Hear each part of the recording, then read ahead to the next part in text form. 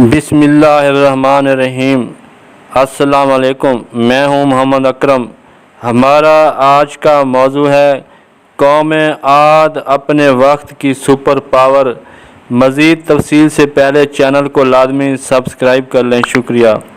عزیزان من، قوم عاد قدیم قوم تھی۔ اس قوم کو حضرت عیسیٰ علیہ السلام سے تقریباً 2-2.5 ہزار سال پہلے اللہ تعالیٰ نے زمین پر اقتدار دیا تھا۔ اس قوم عاد کا اقتدار عرب، عراق، شام، یمن، مصر، خلیج فارس اور حضر موت تک پھیلا ہوا تھا، یعنی وسیع ترین علاقے پر حکمران تھے۔ قرآن نے بھی قوم عاد کا زمانہ اقتدار حضرت نوح علیہ السلام کی قوم کے فوراً بعد کا بتایا ہے، جس کا ذکر اللہ تعالیٰ نے سورۃ اعراف میں بتایا ہے کہ اور یاد کرو جب اس نے تمہیں قوم نوح کا جانشین کیا اور تمہارے بدن یعنی نسل اور حکمرانی کا پھیلاؤ بڑھایا، تو اللہ کی نعمتیں یاد کرو کہ کہیں تمہارا بھلا ہو۔ جب قوم نوح کو اللہ تعالیٰ نے ان کے برے اعمالوں کی وجہ سے تباہ و برباد کیا تھا، تو ان علاقوں میں موجود بے شمار اقوام میں سے قوم عاد کو حکمرانی ملی تھی۔ دنیا میں اس وقت کی سپر پاور قوم عاد بن چکی تھی۔ اللہ تعالیٰ نے انہیں وافر مقدار میں جانور، چوپائے دیے، بیٹے دیے، باغ دیے، چشمے دیے، یعنی بے شمار نعمتیں دیں، جس کا ذکر سورۃ شورى میں کیا ہے کہ اور اس سے ڈرو جس نے تمہاری مدد کی ان چیزوں سے کہ تمہیں معلوم ہے، تمہاری مدد کی چوپاہوں اور بیٹوں اور باغوں اور چشموں سے۔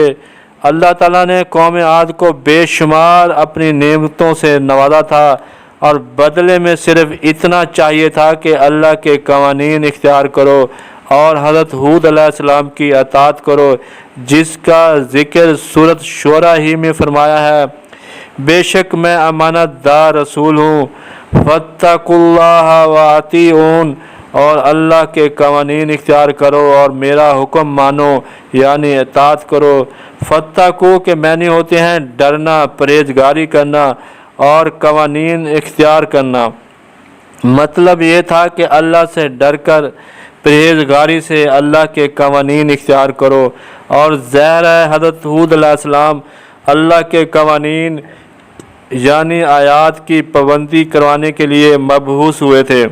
اب ہونا تو یہ چاہیے تھا کہ قوم عاد اللہ کے قوانین کی فرما بردار ہو جاتی، اور جیسے اللہ نے انہیں خوشحال کیا تھا وہ دوسری قوموں کو بھی اپنی طرح خوشحالی میں شامل کرتے، سب کو ترقی دیتے۔ لیکن الٹا قوم عاد نے 4 غلط کام کیے۔ اول، اللہ اور رسول کا ہی انکار کر دیا۔ دوم، بے فضول بلند ترین یادگار عمارتیں تعمیر کرتے تھے۔ تیسرا، بڑے بڑے محلات اپنے لیے بناتے تھے۔ چوتھا، لوگوں پر سخت ترین گرفت یعنی ظلم کرتے تھے۔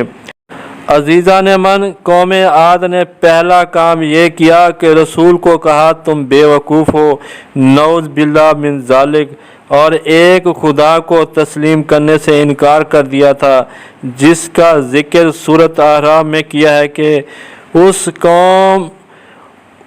کی قوم کے سردار بولے بے شک ہم تمہیں بے وقوف سمجھتے ہیں اور بے شک ہم تمہیں جھوٹوں میں گمان کرتے ہیں۔ بولے کیا تم ہمارے پاس اس لیے آئے ہو کہ ہم ایک اللہ کو پوجیں، اور جو ہمارے باپ دادا پوچھتے تھے انہیں چھوڑ دیں؟ تو لاؤ جس کا ہمیں وعدہ دے رہے ہو اگر سچے ہو۔ یہ تھا قوم عاد کا پہلا گناہ کہ اللہ اور رسول ہی کو ماننے سے انکار کر دیا تھا۔ پھر دوسرا گناہ یہ کیا کہ ملک کی دولت کو بے فضول کاموں کے لیے خرچ کرنا شروع کر دیا، جس کا ذکر سورۃ شورى میں ہی فرمایا ہے کہ کیا تم ہر اونچی جگہ پر کوئی یادگار بنا کر فضول حرکتیں کرتے ہو؟ قوم عاد کو چاہیے تھا کہ وہ دوسری قوموں کو بھی اپنی طرح خوشحال کرتے، لیکن دولت سے بے فضول یادگاری بڑی عمارتیں بنا کر دولت کو ضائع کرتے تھے۔ تیسرا گناہ یا غلطی یہ کی تھی کہ بجائے سیدھے سادے گھروں میں رہتے، وہ اپنے لیے بڑے بڑے محلات تعمیر کرنے لگے رہائش کے لیے، جس کا ذکر سورۃ شورى میں کیا ہے کہ اور مضبوط محلات چنتے ہو یعنی بناتے ہو اس امید پر کہ ہمیشہ رہو گے۔ قوم عاد دوسری قوموں کے حصے کی دولت چھین کر اپنے لیے محلات تعمیر کرتے تھے، یہ ان کی تیسری غلطی یا گناہ تھا۔ چوتھا گناہ یا غلطی قوم عاد کی یہ تھی کہ لوگوں پر سخت ترین گرفت کرتے تھے یعنی ظلم و جبر کرتے تھے، جس کا ذکر سورۃ شورى ہی میں کیا ہے کہ اور جب کسی پر گرفت کرتے ہو تو بڑی بے دردی سے گرفت کرتے ہو یعنی ظلم کرتے ہو۔ یہ قوم کی چوتھی غلطی یا گناہ تھا۔ عزیزان من، قوم عاد کے پاس چشمے تھے، باغ چوپائے، ہر قسم کی خوشحالی تھی، اپنے لیے محلات بناتے تھے، اور دوسری طرف پسا ہوا طبقہ محروم طبقہ تھا۔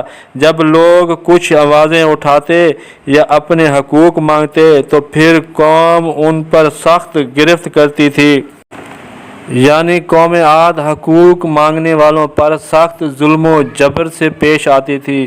حضرت ہود علیہ السلام بار بار قوم عاد کو اللہ تعالیٰ کا پیغام دیتے تھے کہ اس روش ظلم و ستم سے ہٹ جاؤ، لیکن قوم عاد باز نہیں آتی تھی، بلکہ الٹا یہ کہتی تھی جو کرنا ہے کر لو، جس کا ذکر سورۃ شورى ہی میں فرمایا ہے کہ بولے ہمیں برابر ہے چاہے تم نصیحت کرو یا نصیحت نہ کرو، یہ نہیں مگر اگلوں کی ریت اور ہمیں عذاب ہونا نہیں۔ عزیزان من، قوم عاد بار بار کی نصیحت کے باوجود حضرت ہود علیہ السلام کا کہنا تسلیم نہ کیا اور اپنی چار اہم غلطیاں یا گناہ کہ وہ اللہ کو ایک مانتے، رسول کی اطاعت کرتے، اللہ کے قوانین پر عمل کرتے اور بے فضول یادگار عمارتیں نہ بناتے اور اپنے لیے محلات تعمیر نہ کرتے اور لوگوں کی گرفت یعنی ظلم و ستم نہ کرتے، لیکن وہ باز نہ آئے اور لوگوں کو ان کے حقوق نہ دیے، تو پھر اللہ تعالیٰ نے قوم عاد کو تباہ و برباد کر دیا تھا، جس کا ذکر سورۃ الحاقہ میں کیا ہے۔ اور رہے عاد، وہ ہلاک کیے گئے سخت گرجتی آندھی سے، وہ ان پر قوت سے لگا دی 7 راتیں اور 8 دن لگاتار، تو ان لوگوں کو ان میں دیکھو بچھڑے ہوئے گویا وہ کھجور کے سوکھے تنے ہیں گرے ہوئے۔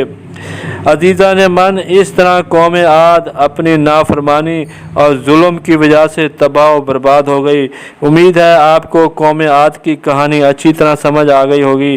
آخر میں ویڈیو پسند آئے تو لائک کریں اور چینل کو لازمی سبسکرائب کر لیں۔ شکریہ، خدا حافظ۔